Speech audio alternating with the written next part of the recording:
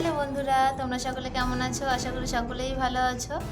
তো আজকে নতুন একটা দিনে নতুন ভিডিও নিয়ে চলে এসেছি। আশা করি তোমাদের ভালো লাগবে। তো আমার তো প্রায় সব কাজবাজ হয়ে গেছিলো। তো থালা বাসন কিছু ছিল, সেগুলো না এখন এই যে র্যাকের মধ্যে রেখে দিচ্ছি। তারপরে রান্না বসাবো। আজকে রান্নাতে সেরকম বেশি কিছু করব না। আজকে রান্নাতে করব একটু খিচুড়ি আর বাঁধাকপির পকোড়া। আর চলো তোমরা দেখতে থাকো।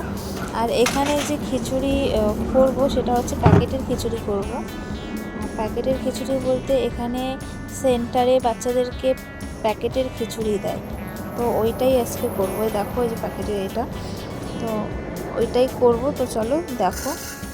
এই খিচুড়ির মধ্যে না সব কিছু দেওয়া থাকে, শুধু হালকা করে একটু লবণ দিতে হয়, না হলে সব কিছু দেওয়া থাকে। তো খিচুড়িটা এখানে বসিয়ে দেবো। খিচুড়িটা বসিয়ে দিয়ে তারপরে এদিকে কিছু জামা কাপড় ছিল, তো সেগুলো একটু ভাঁজ করে রাখবো। তারপরে পকোড়াটা বানাবো। চলো তোমরা ভিডিওটা দেখতে থাকো। আর তোমাদের যদি এই ভিডিওটা ভালো লাগে তাহলে একটা লাইক করে দিও। আর আমার যদি কোনো কোথাও কিছু ভুল থাকে তাহলে আমাকে অবশ্যই কমেন্টে জানিও। এখানে আমি বাঁধাকপি কেটে রেখেছি, আর আগে থেকে একটু মসুর ডাল ভিজিয়ে রেখেছিলাম। মসুর ডাল বেটেই করবো। তাতে 3টা কাঁচা লঙ্কা আর একটু আদা দিয়ে ডালটা পেস্ট করে নেব। তারপরে বাঁধাকপি দিয়ে সব মেখে নেব।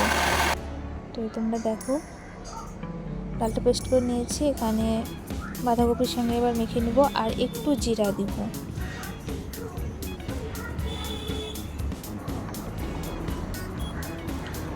এখানে মেখে নিয়েছি, এবার ভেজে নেব বড়াগুলো।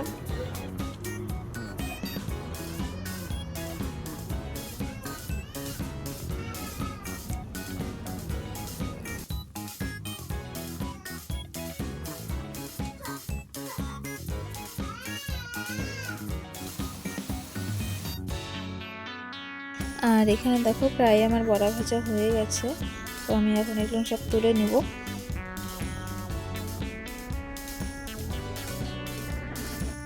এখানে আমি বড়াগুলো তুলে নিয়েছি। আর এই দেখো খিচুড়ি, এই প্যাকেটের খিচুড়িটা একটু ঝরঝরা হয়।